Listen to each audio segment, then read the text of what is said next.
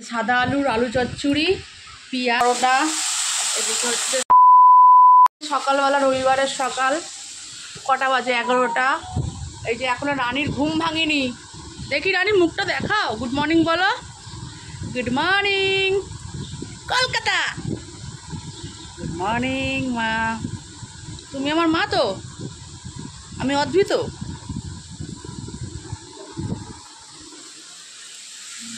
আর ঘরের এই অবস্থা হয়ে রয়েছে, রান্না বান্না। আজকে সকালবেলা, রবিবারের সকালবেলা হচ্ছে পরোটা। এদিকে হচ্ছে সাদা আলু আলু চচ্চড়ি হবে। আর এদিকে বাসন, চা টা খাওয়া হয়েছে, বাসন পড়ে রয়েছে। আর মাংস ওখানে এসে গেছে। তো চলো এটা করে নিয়ে। এদিকে ভাতও বসে গেছে। আর এই গরমে কারা কেমন করে রান্না করছে কমেন্ট করে বলবে। খুব খারাপ অবস্থা কিন্তু এই গরমে। বৃষ্টি তো হচ্ছেই না, কি করা যাবে। সাদা আলুর আলু চচ্চড়ি, পেঁয়াজ, ডবল ডিমের অমলেট, আর এদিকে পরোটা নিয়ে নিয়েছি। আর আজকে রোববারের বাজার তুমি দেখতেই পাচ্ছ, ঘর দোয়ার এক হাট হয়ে রয়েছে। এখন সবে ভাত বসলো। এখন 11:30 মতন বাজে। 11:30 মতন বাজে। এখন আমাদের টিফিন হচ্ছে।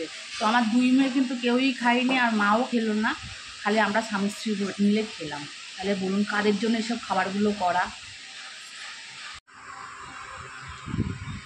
আর কার কার এরকম রবিবার দিনে ডবল ডিমের অমলেট আর সাদা আলু চচ্চড়ি খেতে ভালোবাসো, তোমরা আমাকে কমেন্ট করে জানাতে পারবে। আর সঙ্গে রয়েছে একটু কাঁচা পেঁয়াজ, আর হচ্ছে দোকানের মতন পাতলা পাতলা পরোটা। দেখতে পাচ্ছ কতটা পাতলা? খেতে কিন্তু দারুণ লাগে। 2000 years.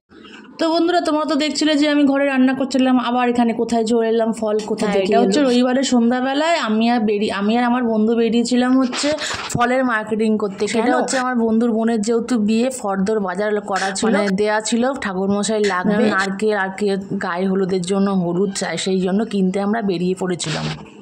আর তোমাদের দেখে দিচ্ছি, এই বছরে কিন্তু আমের দাম কমছেই না। হিমসাগর আম 120 টাকা, 40 টাকা করে। আর তেমন বাজারে দেখার মতো ভক্তি লাগবে, তাই জন্য দেখো আমি আম দেখেও রেখে দিলাম, কিনলাম। আমাদের ওর বাবা এনেছিল 2-1 বার, কিন্তু তারপরে এনেছিল তা মিষ্টি। আর আমার বন্ধু দিকে কাঁচা, মানে গায়ে হলুদ দেবে, যেহেতু হলুদ বললাম একটু কমই বাঁচতে, কারণ এখন তো কেউ হলুদ দেয় না। মেকআপ আর্টিস্ট দিয়ে মানে সাজানোর জন্য ওরাই বলে দেয় যে গায়ে কিন্তু বেশি হলুদ পড়বে না। এই জন্য আমি আমার বন্ধুকে বলেছিলাম একটু কম কম হলুদগুলো নিবি।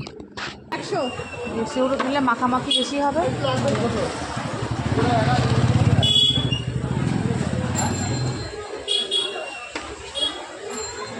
কত করে ওটা? আর সেদিনকার আবার গরমও খুব পড়েছিল। তোমরা আমাকে দেখে তুমি বুঝতেই পারছো। আর এদিকে দেখো এই করম চার সঙ্গে এই আম দেখে তো ভালোই ভক্তিই লাগছে না। এদিকে দাম হচ্ছে চড়া, তার মধ্যে আমাদের ফল কেনাও হয়ে গেল। আমার বন্ধু আবার টাকাটা দিয়ে দিল, তখন আমরা সবাই বেরিয়ে পড়লাম। আমরা সবাই এখানে যেহেতু তোমরা দেখছো, আমি আর আমার বন্ধু পেছনে আরো সার্গিদরা রয়েছে। চলো তোমরা দেখতে থাকো, বুঝতে পারবে। এদিকে ফল কিনতে কিনতে আবার বন্ধুর বোনের আবার গেল জুতোটা, তাই জন্য আমি একটু মজা করে বলতে থাকলাম, এই জুতোটা পরে নে তোরা। তারা জুতো কিনলো না, কিন্তু আমি বলছি এখানে পাল্টাপাল্টি করে নেই, জুতোটার সঙ্গে পাল্টাপাল্টি করে নাও। আর এটার সঙ্গে পাল্টাপাল্টি করে নাও। খেতে বলেছিলাম জিজ্ঞেস কর। আর এটা পাল্টাপাল্টি করে নাও না, ছেলেদের জুতো। চলো মন্দিরের সামনে দাঁড়াই। ওই ওই ওই জুতোটা ভালো।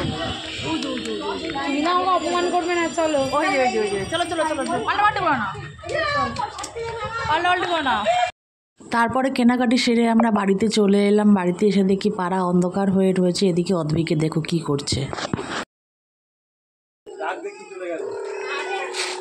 তো বাবার গাড়িতে বসছিস?